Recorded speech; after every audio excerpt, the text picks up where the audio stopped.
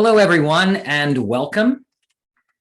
My name is Martin Andrews, and we are going to start here shortly, but we're going to let all of our participants have a few seconds to join. Really glad to have you all joining us today for this webinar. Once again, my name is Martin Andrews. I'm the Communications Director at inquirED, and you are here for today's webinar, Searching for Social Studies, the Curriculum Review Guide. And during the course of the webinar today, if you need to communicate with the panelists or other attendees, you can use the chat feature. And I am just going to say hello, everyone in the chat. And hello from Chicago. That is where I am coming from. So I am so glad that everyone is here today. If you want to say hello in the chat and tell us where you're coming from, that would be great. And chat to all attendees and panelists if you want, or just to the panelists, that is up to you. Also, we're going to share some resources today from our vault. We're going to share the curriculum review guide with you. And if you don't get it during the webinar, that's okay, because on Friday morning, I am going to send an email, and we're going to have that email linked to a blog post. And the blog post will contain a summary of the webinar and a recording and all the resources that we talked about. So don't worry about copying down URLs or anything like that. We'll make sure that we get those resources to you. So we've got quite a few people from all over, from Virginia, Ohio, New Orleans, Alaska, New Hampshire. Welcome. Wherever you're coming from today, I hope you get something out of the webinar. We are glad that you are here. And maybe, other than where you're from, we can find out a little bit more about you. What's your role in the educational landscape? And I'm going to launch us a poll here. And let's see. And just so you know, Zoom only gives me 10 options. So if you don't fit into one of these categories, then chat us the role that you play in the educational landscape. Looks like we got some middle school teachers out there, some high school teachers, curriculum leads, administrators, instructional coaches, people from ed organizations. Great. And when most of you have voted, I will end the poll and let you know that the winner of today's poll are curriculum leads. We've got a lot of curriculum leads out there, and that's good to know, because we're really talking about curriculum review here. So it's going to be really helpful for you and hopefully helpful for everyone else as well. I just want to tell you that this is part of a Searching for Social Studies webinar series. And this is the penultimate webinar. Next, let's see, in a couple weeks, May 12th, we're going to have our final webinar in the series. And that webinar, Can Curriculum Transform Teaching and Learning? We're so excited to bring in Jim Short from the Carnegie Corporation to talk about curriculum-based professional learning. That is centering professional learning around a curriculum and developing teachers and their practice by implementing a curriculum together and investigating student learning and outcomes, all centered around a curriculum. And we're going to talk to Jim about that. He's going to give us some examples. And then we're actually going to bring on Sarah Milo-Hoskow, our Director of Partner Experience, and she's going to talk about how we use that model at inquirED with our partners.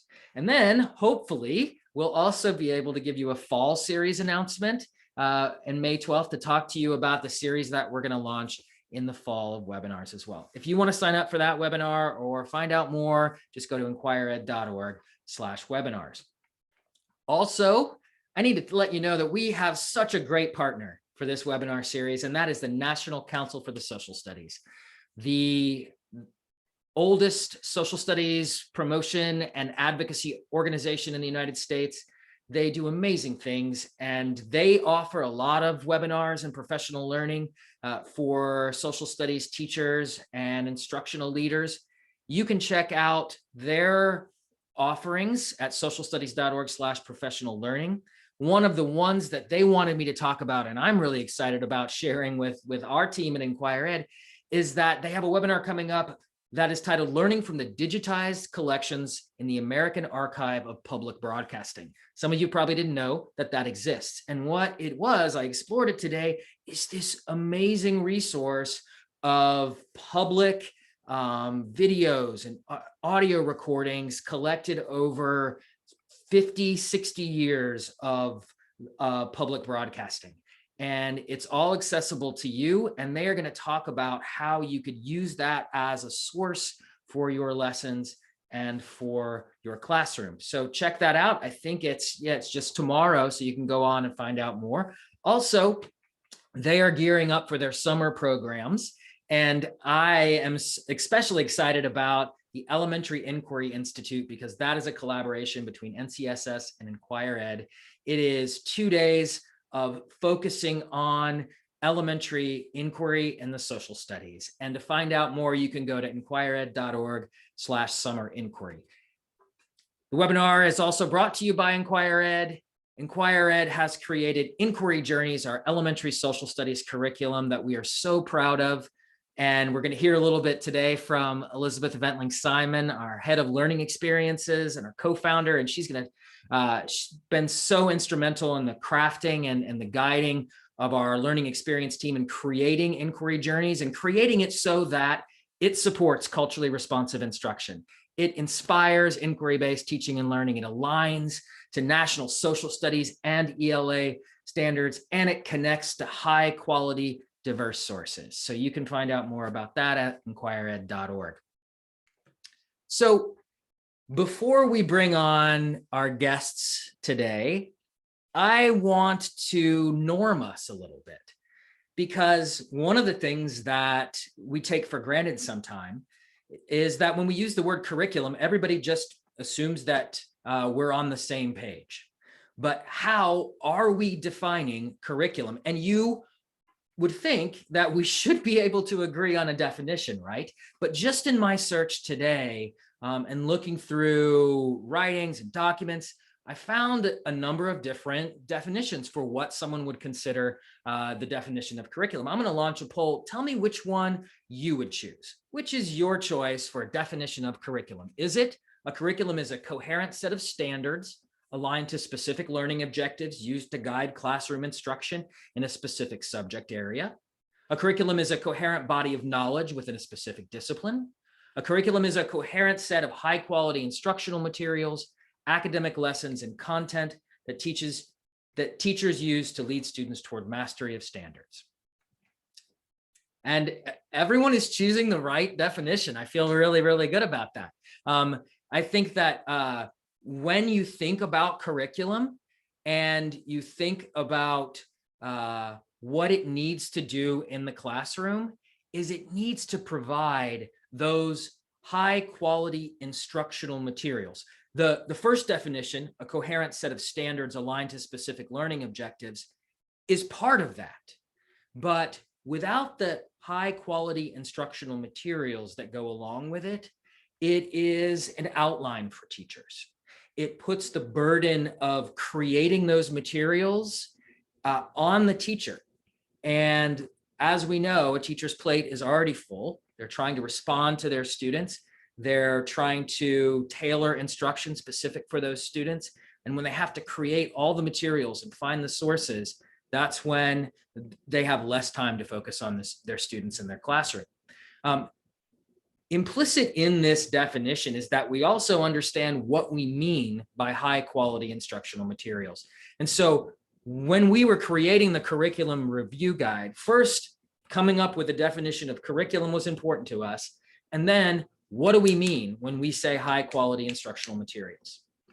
And what we mean is fully developed lesson plans, instructional supports, cohesive unit structure, multimodal assessments, and integrated professional learning.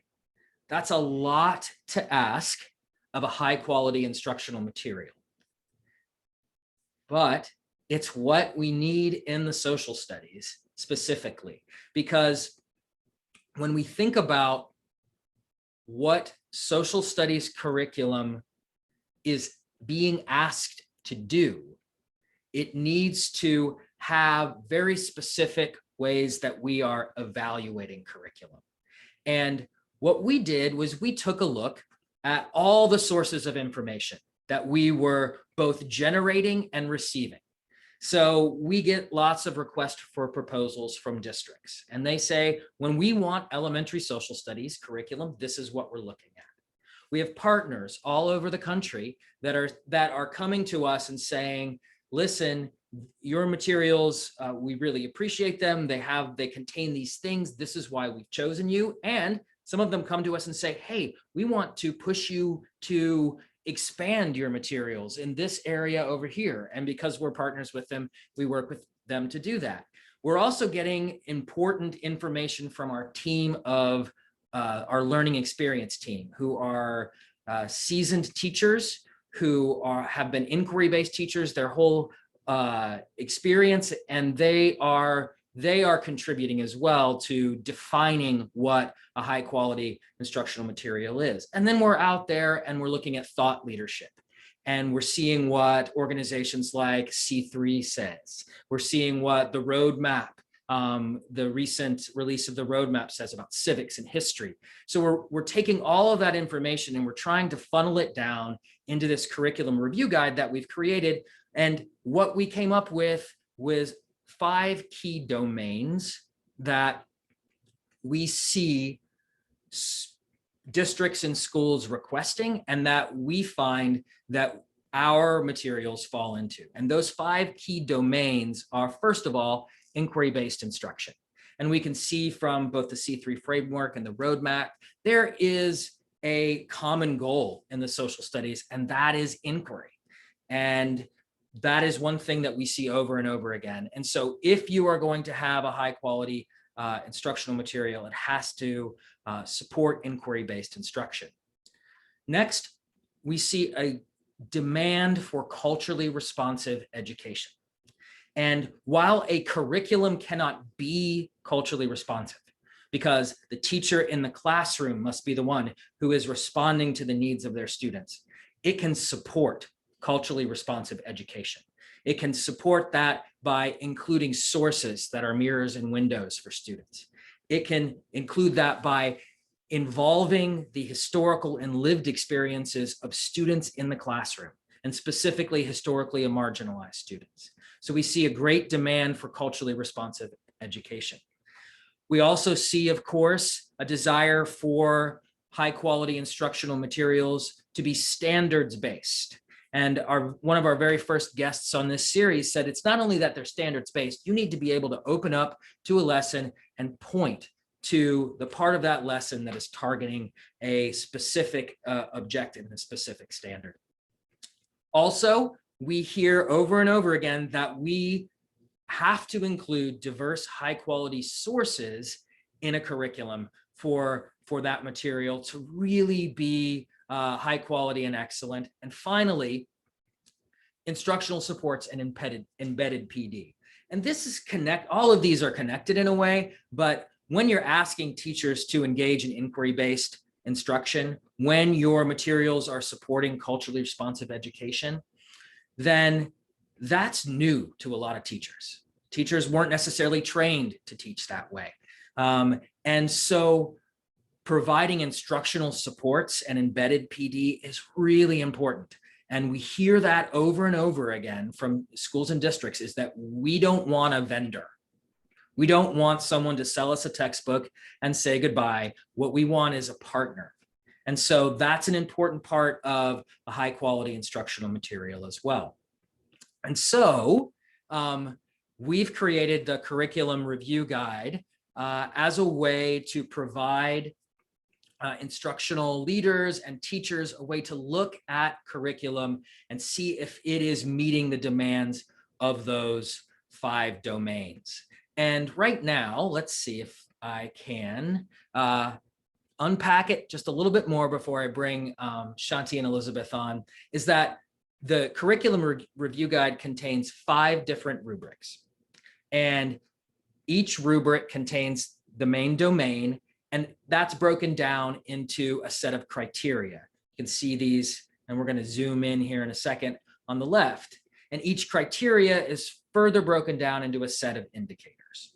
And so throughout those 5 rubrics, you can use them to go through and evaluate curriculum to see if they are doing what they say they're doing. And so right now, I'm going to stop this share, and I'm going to bring on Shanti and Elisabeth. Elisabeth and Shanti, why don't you come on?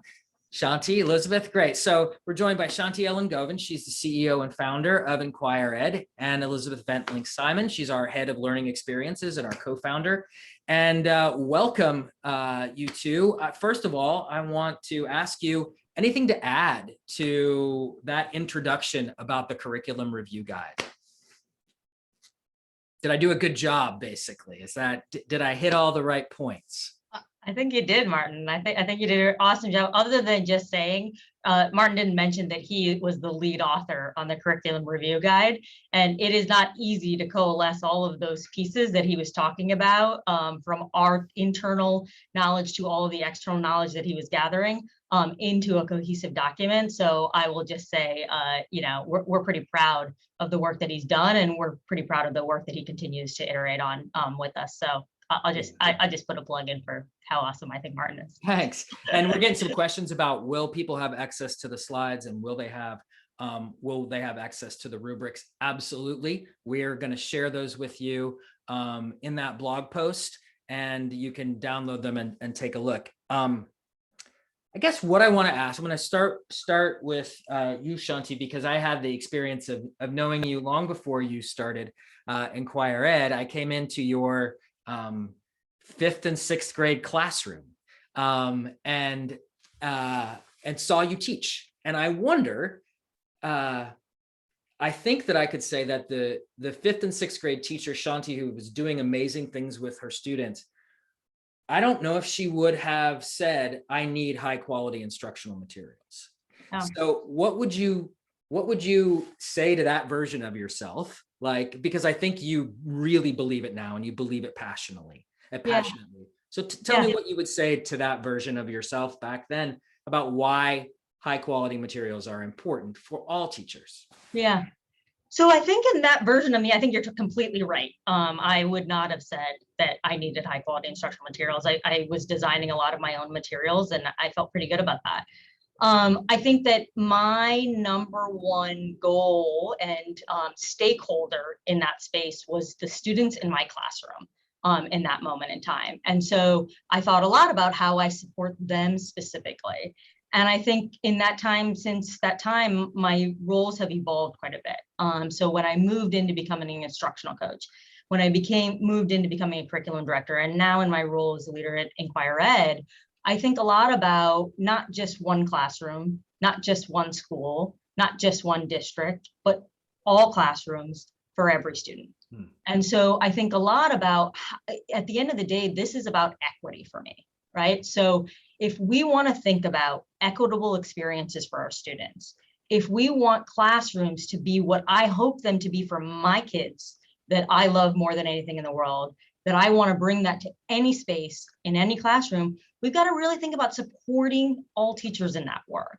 And there might be a million things that I had at my fingertips at that time. I had amazing opportunities to collaborate with other educators in my building because of the small size of my school building.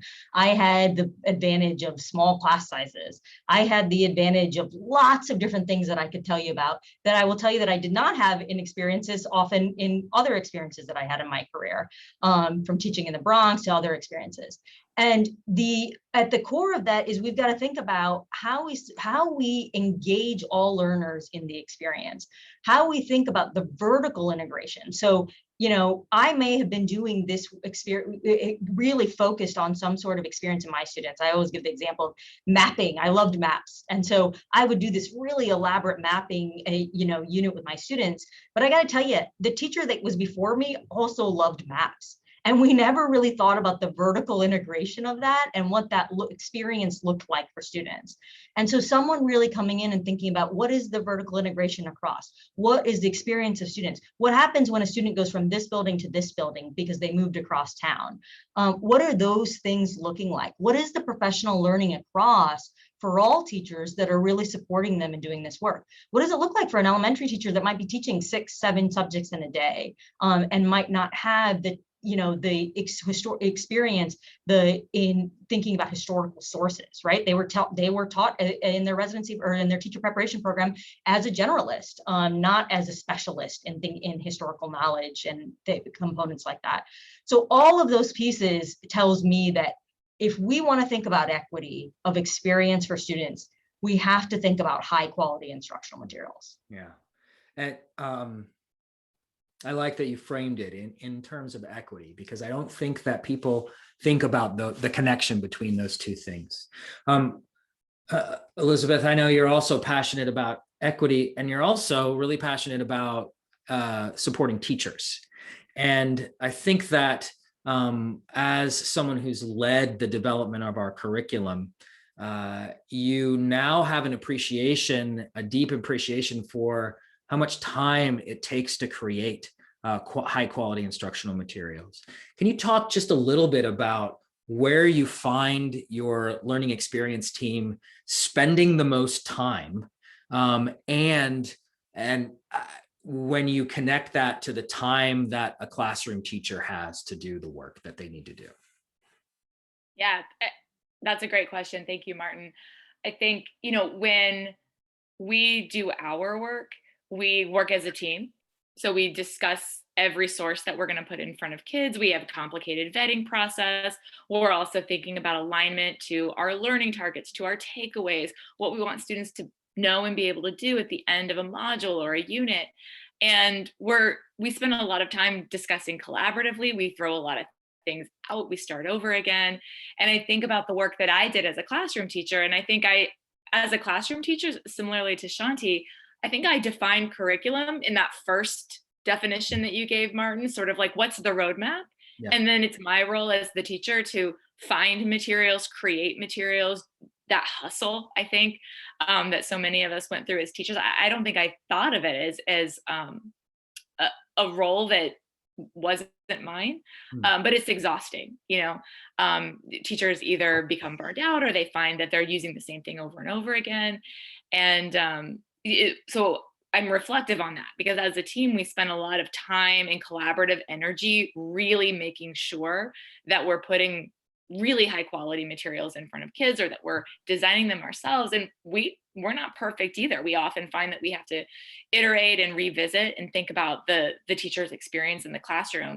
And of course, teachers can't do that in what they have 45 minutes of plan time a day, to find, vet, test materials, get feedback on them. It's an incredible burden to put on teachers. And Shanti often uses the metaphor. It's like learning to play the piano well and compose music at your very first lesson. And curriculum design is like that as well. You're being asked to use something in a new way and locate it and figure out how to use it and integrate it into your standards. I don't know if that answers your question. Absolutely, it does. Yeah. And I think that idea of finding those sources, and we're going to talk a little bit more about sources here in a second, but I want to dig in, and Shanti, you and I talk a lot about sources because you're so passionate about the sources that we use in our curriculum. And one of the things that I think for me, when I started my teaching career, I was a more traditional teacher. I had a textbook, and I taught high school history, and I lectured. And in that scenario, the book and me, those were the sources. And later, as I began to shift to inquiry, I moved to the side of the classroom. The textbook kind of went away, and I started to bring sources in front of my students, all different kinds. And so I think that's what we mean by sources. But what is the responsibility of that source? What is the responsibility I have, that we have, that Elisabeth and her team has, that we all have, to bring high quality sources in front of students? Why is it important? Yeah, I'll say a couple of things about this. As you mentioned, Martin, it's a passion of mine. I believe really strongly in thinking about the sources we're putting in front of students, and think about it in a couple of different ways. One, you mentioned the experience that I had as an educator and Elisabeth had as an educator, as an inquiry-based educators in the classroom. And what we think a lot about, Elisabeth and myself and the rest of the team at inquirED, is we don't want to take away the components that were really great about that, right?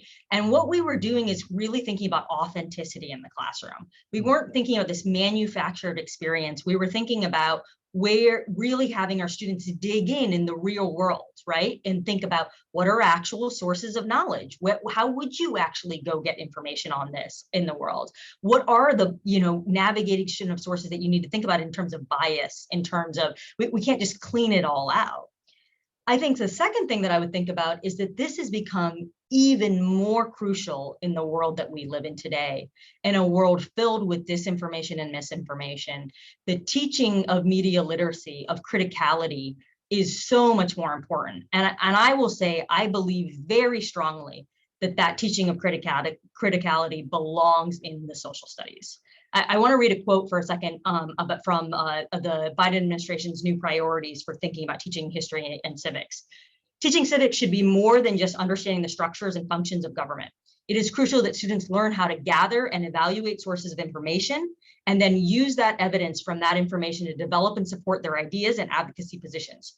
No polity can make wise decisions if its citizens do not know how to separate fact from opinion and how to gather and weigh relevant evidence. When we think about sources, and we think about not just having one tome of knowledge, the one secondary source, the textbook, when we think about sources across media outlets, across diverse authors. And we want students to have the opportunity to really think about where those sources are coming from and really think critically about it. We cannot do that if we cannot build those skills if we're having students operate within the confines of one textbook.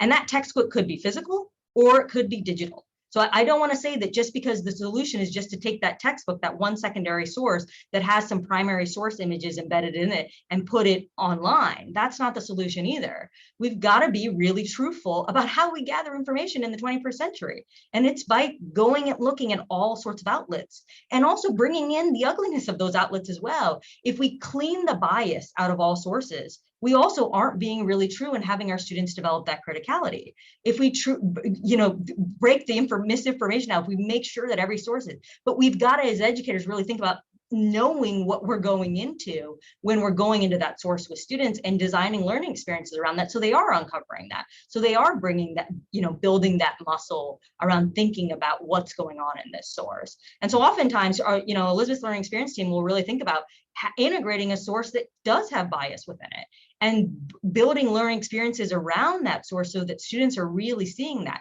because we can't create an artificial world in our classrooms that doesn't reflect what's happening in the real world, because that's not what inquiry is about. Inquiry is about authenticity and bringing that into the classroom.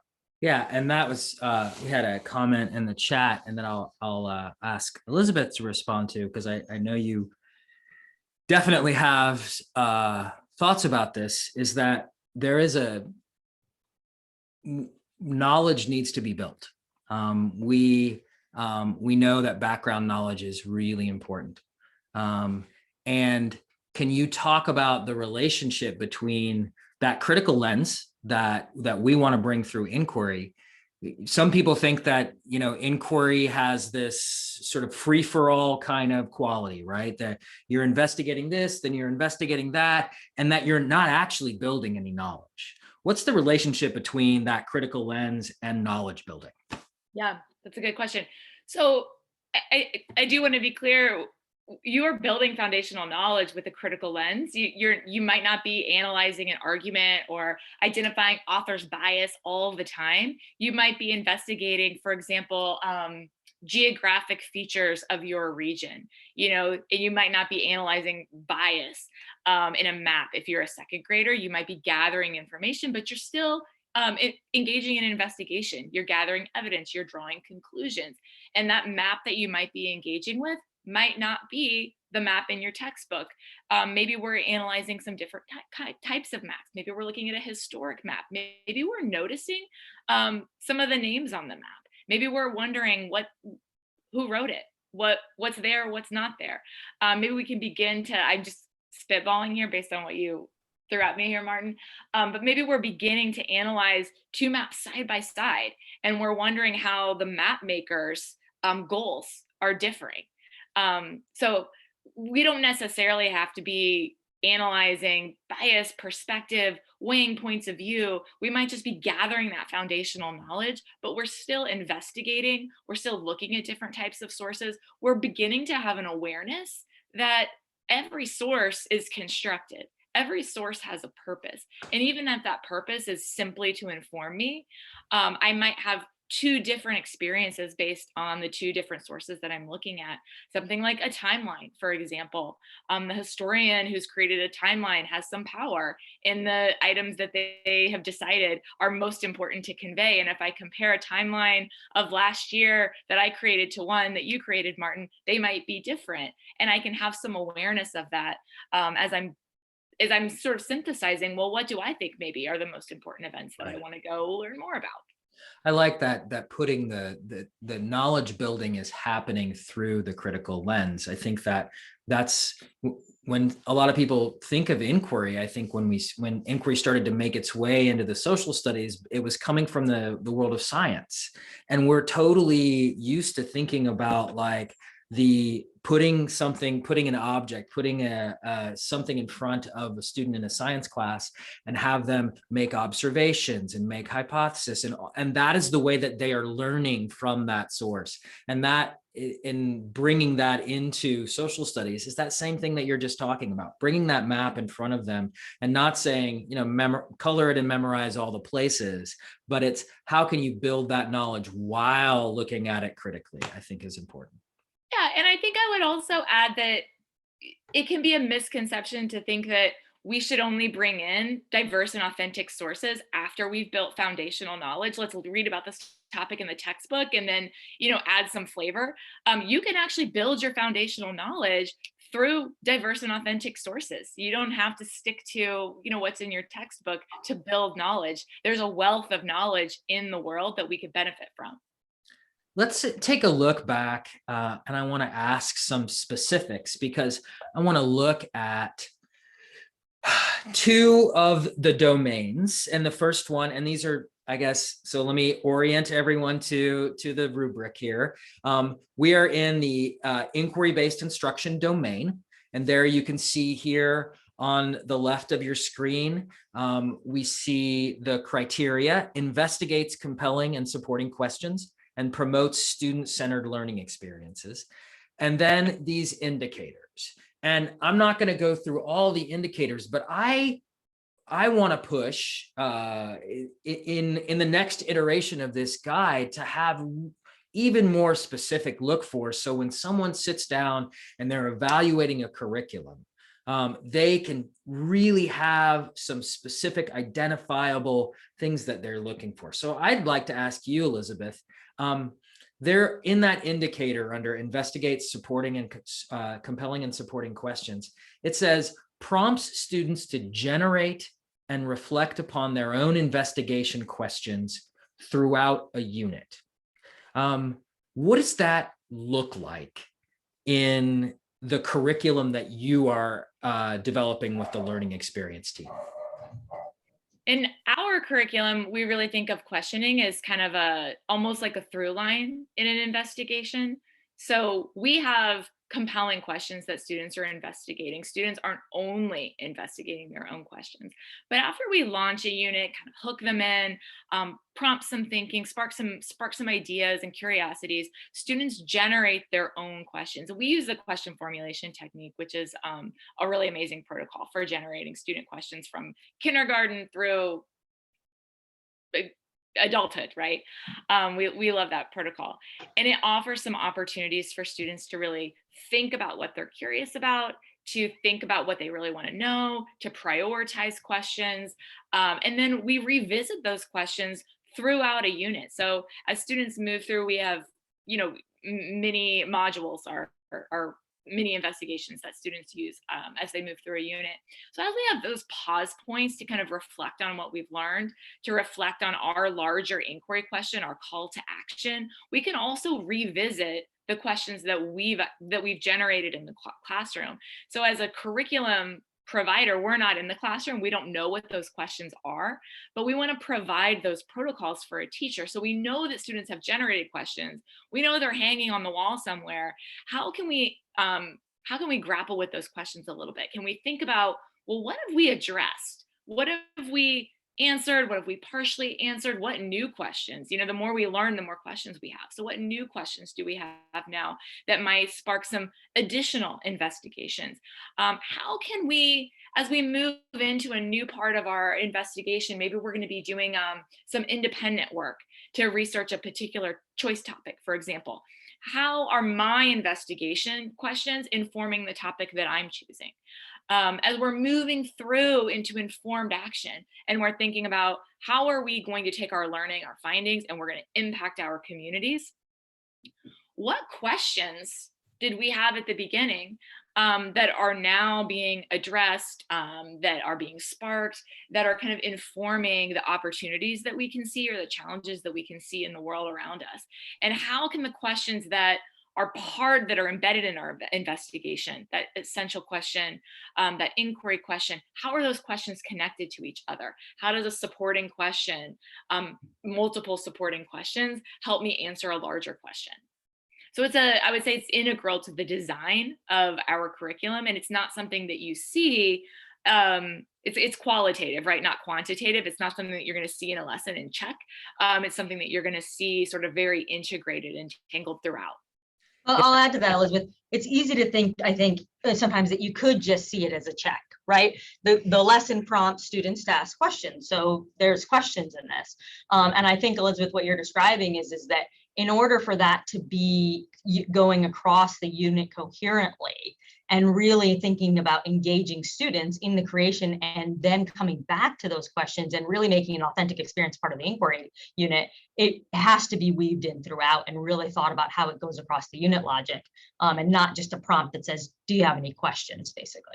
Yeah, it's not authentic otherwise. If I have students, write down a question that they then answer at the end of class, that supports inquiry in some ways, but that's not integrated into a sustained investigation. Yeah. What about I'm gonna and I know you have to go here in a few minutes, Elisabeth, but I want to get one more. I want to break down one more of these indicators in the promotes student-centered learning experiences. It's so important for us that word gets tossed around. And in the educational landscape, we like using words that like student-centered, but really figuring out what does it mean when we say that. So breaking this down, it says structures lessons to engage students in active inquiry-based investigations of content. What is a look for? If I am looking at a curriculum, what can I see of proof that proves that a lesson is structured to engage students in active inquiry-based investigations of content? Yeah, I think I would start by saying what it's not, which is often people think of the word hands-on when they think active or when they think inquiry-based.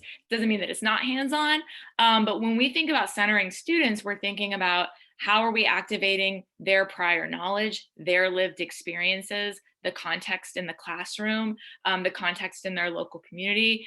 How is that informing what it is they're learning? How are they making connections to those things? In some cases, that might be their own questions that they've already generated, but also the world around them. How can we bring in elements of their investigation that are authentically connected to their context? We're not, the students should never be asking like, why are we learning this? Is this going to be on the test? The purpose is very clear. It's meaningful. And so we try to structure our lessons by making that purpose really clear. What is the purpose of reading this informational text, or watching this video, or examining this map? We're going to do this in order to investigate these guiding questions, or to answer this compelling question, or to gather some evidence that's going to inform how we respond to our challenge. So they're very integrated, they're connected. The students are investigating themselves. That doesn't mean without teacher guidance. It doesn't mean they're choosing what they learn, that they're learning it on their own, but that with the support of the teacher and the investigation, they're making meaning. They're drawing their own conclusions. We're not telling them what to think. We're leaving space. We're leaving invitations there for them to draw their own conclusions. And we're really, again, that word criticality, we're really grappling with sources in a critical way. And we're supporting students in gathering that evidence and providing those scaffolds. But they're the ones that are drawing the conclusions, and they're the ones that are making that meaning and drawing those connections to their lives. And Faith said it'd be helpful for her understanding to see exemplars.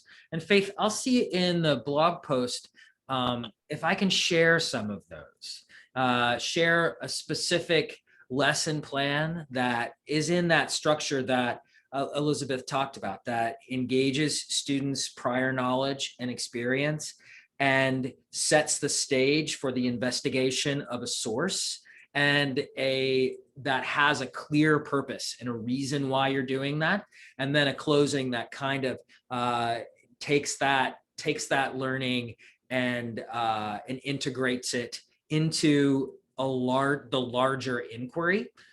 Because that's something maybe that I hear you say a lot, Elisabeth, and you say a lot, Shanti, is that inquiry doesn't happen just in one lesson.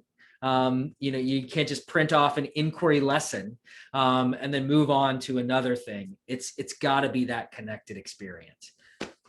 So Faith, I'll try to share that with you.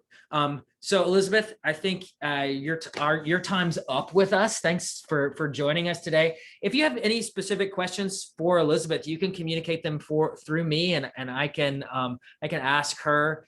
So just let me know, and we'll get that. Thanks, Elisabeth, for joining us today. Thank you, Martin. It's been a pleasure, and thank you to all of the guests who are really engaged in this work with us. We're so excited to see so much movement in inquiry-based social studies. Yeah. Thanks, Elisabeth. Thank you. Leave me in the hot seat here. Yeah, Shanti, it's all you. And the reason why it's perfect is because I really want to break down this next domain, which is connects to high quality, diverse sources. And we talked about this. We talked about the shift is in thinking about sources is happening because of the shift to inquiry. That it's not the textbook that is the source of truth or the teacher. It is what we're setting in front of students, that primary source, that secondary source.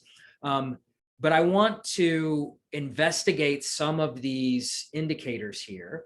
And specifically, I'm going to jump down to the second row, provides variety and format and type. So that first indicator says, integrates sources on different platforms, including varied websites, outlets, and publishers to develop authentic media literacy skills. Wow, I guess I would understand what I was looking for, but I don't know in that sense why I'm looking for it or why it's important. Yeah. So talk to me a little bit about what's so important about those different platforms, different presentations that you are bringing to students. Yeah. So there's several things in this indicator, and I got to tell you, Martin, we packed this indicator up, and so there's a lot under here if we're thinking about it. And I think you're right. This is actually easier to look for, right? It's integrating lots of sources, but it's much more difficult to say why you would be doing this because it's something new that we're talking about really here.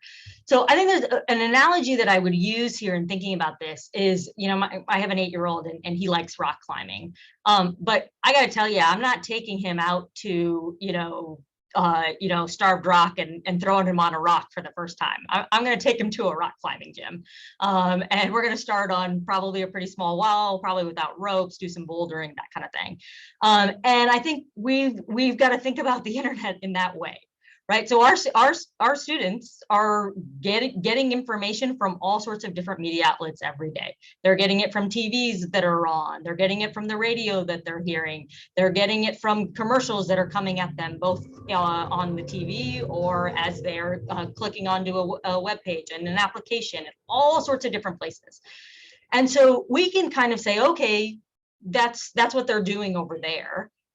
Or we can say, okay, how do we create an environment within the classroom where we're thinking about opportunities for them to interact with different media types and different platforms and different websites and things like that, so that they're able to really think about developing media literacy skills. We had a webinar with Sam Weinberg from the Stanford History Project a couple of months ago. And he talked about how when you develop media literacy skills in a book, there's research that says that those media literacy skills don't often translate over to when students move over to a web page. So they might say, oh, okay, they think about who the author is, they preview the text, they think about where this came from, things like that. They don't necessarily just automatically, when they go to a website, then say, oh, I need to think about who the author is. I need to think about who published this content. They're not thinking about those things. They're not laterally reading, as Sam Weinberg would say, that source. And so we've got to be deliberate about providing opportunities for students to navigate to those pages. And I got to tell you, it can be a little scary, right? You can, I've had teachers say, but, there's going to be an ad that pops up. There's going to be these things. But the truth is, those things are happening when we're not there. And I think it's a really great opportunity within content to think about how we're setting students up for navigating those sources. Somebody said earlier in the chat, we don't give students junk food in the cafeteria. We think about the sources of content. So I couldn't agree more. We need to be vetting those sources. Our contention of what this looks like isn't just going and saying, here's the Wild Wild West, students, go at it. You go search for that. They might get to that point after a couple of years of really building this work, or several years of building this skill set. But I would not recommend that teachers just say, here's Google, go. I think that this needs to be scaffolded, just like everything else does in the classroom. And so by vetting sources, by thinking purposefully about how this source is being used inside of a learning experience, we think about things in question, task, and source, right? So what's the question, the open-ended, larger question that we're asking, that Elisabeth's talking about? What are the sources of how students are building background knowledge? And what is the deliberate task? What is the learning experience around these sources that we're taking students through so that they can build that background knowledge in these sources? Yeah, I think that that's why this is so connected to the rubric for inquiry, because just bringing the different variety into the classroom isn't enough. It's having the strategies and the practices that are scaffolded over time where you're investigating these. And we talked about it, and someone asked if the Weinberg interview was webinar was available. Yes, and I'll share that link in the blog post. But we were talking about how even when you're in kindergarten and you introduce a picture book and you talk about who wrote this, why do you think they wrote it, what do you think that all of those questions start to build those media literacy questioning skills. And then when you show them a video, you ask them the same questions and they become automatic over time, so that as you scaffold their experience, and when you get ready to, when they're in 7th and 8th grade, when they're ready to just almost say, like, here's Google, go, right? Because they start to need to build up those research skills. They've already scaffolded those things all the way up there. Exactly. Includes I'm going to jump up to the other one to two different indicators. One is includes primary and secondary sources that reflect the voices of the people and cultures being represented. Talk to me a little bit about that specific indicator. What would I look for in a curriculum so that I could see that? Yeah. Let me first say that Martin and Elizabeth and I had a lot of conversations about categorizing pieces here. So this indicator in particular includes primary and secondary sources that reflect the voice of the people and cultures being represented, could just as easily go into the container of culturally responsive education. It could also go into the container of inquiry. And so all of these things are, interconnected. And so we've decided to put it under high quality diverse sources, but I really do want to say that this really connects especially to culturally responsive education. And so when we think about integrating primary and secondary sources, when we're thinking about investigating a culture or a people, we think a lot about balancing sources. Now, it's not to say that we're not going to have a secondary source that wasn't created by that specific people that we are investigating. But it is important to have the people that we are investigating have their voice represented in the work, right? It's not for us to say what their experience is. It is for them to say the experience. And again, this connects back to me to integrating sources on different platforms and different varied mediums, because oftentimes we have in our culture put a very high value on the written word.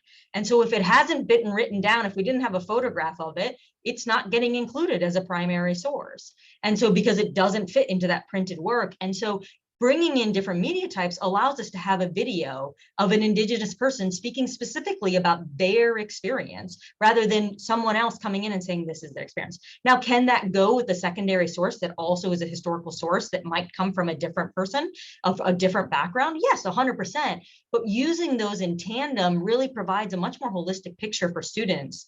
I know as someone being an Indian person, I would like to tell the story of what is happening in India rather than having that only presented by someone that is not Indian. I think that's really important and respectful to the people and cultures we're historically representing. Yeah, and what I would say here too is this gets to the conversation we had at the beginning, is that all of this takes so much time to do, to integrate these sources on different platforms, to make sure that they have the perspectives of people of diverse races, classes, genders, abilities, identities, to make sure that they reflect the voices of the people and cultures being represented. That takes so much time to curate and to vet. And the other parts of this rubric that people will see when I share it with them include specific indicators that are talking about the vetting process. How are you vetting these things? So it's just back to that time. Teachers, to do this, it takes a career, that takes a career to gather these sources and vet them in a way. And so that's just a time. Yeah. I also would say we have to think about how people are using time and different roles within the work. So you asked me the question just going all the way back to when I was in the classroom. And sometimes I have to say I have to be a little reflective on my own practice. Was I spending more time thinking about the larger experience and thinking about all of the sources and vetting these things and trying to bring it together? Or was I spending more time about thinking about my individual students and really thinking about individually how I could take that experience and individualize it to them? I think I was spending a lot of time. I was spending time on both, but I do think I was spending a lot of time gathering sources and bringing all of this together in a coherent experience for my students. And I think as an educator, as being the frontline teacher, I think my time could have been better spent really focused on taking something that was very high quality, that gives me 80%, 90% of some of that work done, but then allows me to then go and contextualize it for my students. Really think about my specific local community and context, really thinking about the scaffolds that I need to put in for my students, thinking about the lived and historical experience specific to my students, and bringing it down to that level and spending my time there. I think about it like a surgeon, rather than focusing on how that scalpel gets created. How do I wield that scalpel in the most specific way for this specific surgery here? And so my role now as a curriculum publisher is different than the role of the educator, the frontline educator that's in the classroom. And so I want them focused on those students, in every one of those students. Yeah, that's where their skill and their art and their practice is so important. Yeah, so I'll open it up. We have got just a few minutes left. Let me just say that last. I want to point out an indicator that I really pushed for including because I think it's so important. Is that last one in the first row there represents the expertise and scholarship of diverse people across a wide range of topics and disciplines in the social studies. I love this one because what it's saying is that the sources that you bring into your classroom, if you're often we see silos created. You know, it's February, so it's Black History Month. We're going to talk about this history now. Or I'm only going to bring in an Indigenous voice when I'm talking about Indigenous people. But what about when I'm talking about economics and supply and demand? You know, Yeah. am I thinking about the diversity of the person that's talking about that? You know, I Yeah. really think that's an important part too, is that to understand it as a holistic approach to bringing in sources. Yeah, definitely. Agreed. So we have, it takes way too much time for teachers to look for all these sources, exclamation mark. So many districts, systems just expect teachers to go out and do it on their own from Google or the web to save money. Resources need to be available from organizations who have spent the time deeply reflecting on important issues. From Paul. That really, yes, you know, we totally agree with that, and I think everyone on the webinar would say that yes, that the teachers can't be expected to go gather this, and we see over and over again that with time crunch and with being expected to do that, the possibility of error and causing harm to students by grabbing something that hasn't been vetted on Teachers Pay Teachers or on Pinterest and bringing it into the classroom and saying, oh my gosh, this wasn't what I intended. Yep. So it's really, really important.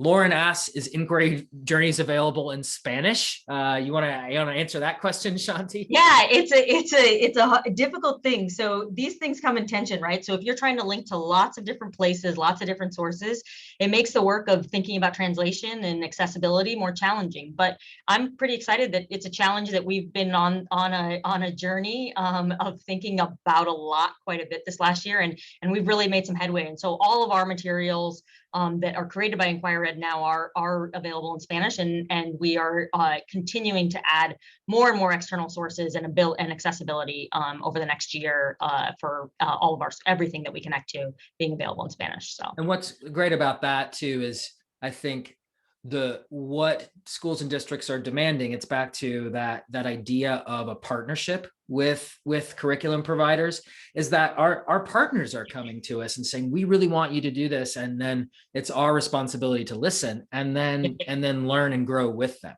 Yeah. Martin, I would love to, I do want to say one thing that reminds me about this, because, Lauren asked a question about inquiry journeys. I want to be really transparent. We are curriculum developers, right? So what we've put here on this curriculum review guide is what we believe curriculum should look like. And we've done it with external partners. We've done it based on what the bar was for our content and really put that into here. But I really ask of you, please go look at it yourself and really say, hold us to the bar as well. Right? If you're thinking about looking at inquiry journeys, take this and say, does it do this? Because there are places where we have room to grow, right? I just told you, like, Spanish is something we're spending a lot of time thinking about right now. There are plenty of other places that we're thinking about. And so this is a document that we need to say in true lateral reading, we are curriculum publishers. So obviously we have a vetted interest in what's here, but at the end of the day, we want to raise the bar across the industry of what's being put out there in social studies instructional materials, because unfortunately, social studies has really been left behind. There are numbers out there that, ELA is a $20 billion market, while social studies is, I think, under $1 billion. So curriculum publishers haven't spent much time on this market. And that's the truth of it. And we've got to really hold people's feet to the fire and say, you got to give us better. What you've been giving us is not good enough. We need better. Yeah.